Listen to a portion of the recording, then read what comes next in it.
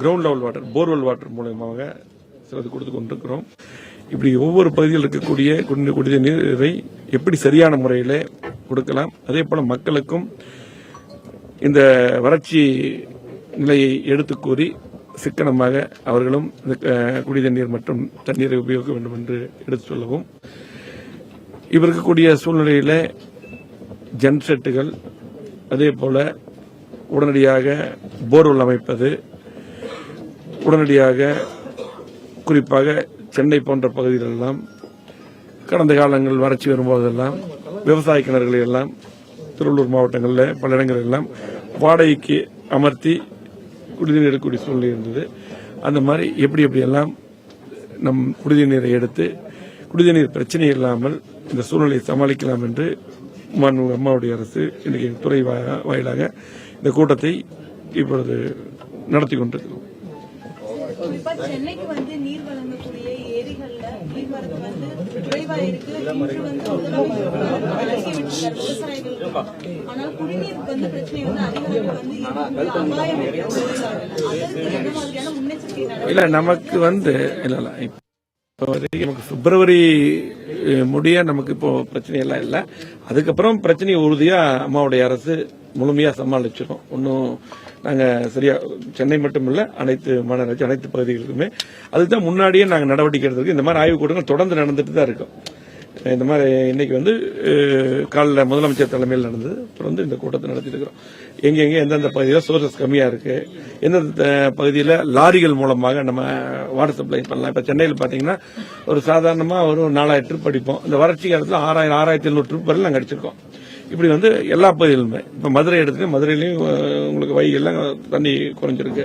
அங்க எப்படி எந்த மாதிரி சமாளிக்கலாம், அப்படி வந்து ஒவ்வொரு பகுதியாக அது எல்லா மாநகராட்சி ஆணையாளர்கள், அதே போல நம்முடைய பேரூராட்சி உடைய அடிஷனல் டவுன் பஞ்சாயத்து டைரக்டர் கூப்பிட்டுருக்கிறோம்.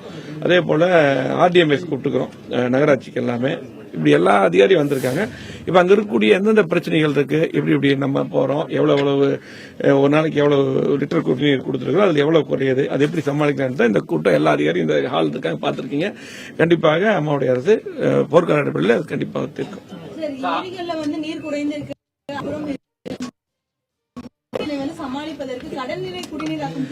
ஆமா, நமக்கு அது வந்து உங்களுக்கு வந்து குடிநீர் 100 ml. அதுல வந்து இன்னைக்கு கூட பாத்தீங்கன்னா ஒன்னு வந்து 83 MLD ஒன்னுல எடுத்திருக்கோம். இன்னைக்கு 87 MLD இன்னைக்கு வந்திருக்கு.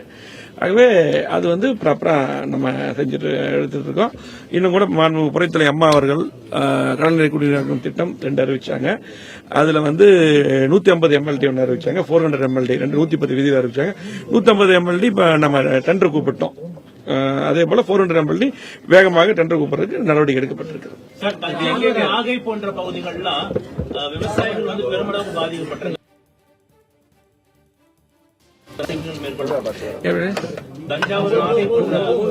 ஆமா, அதுக்குதான் இன்னைக்கு காலையில வந்து இந்த முதலமைச்சர் தலைமையில விரிவான ஆய்வுக் கூட்டம் நடந்து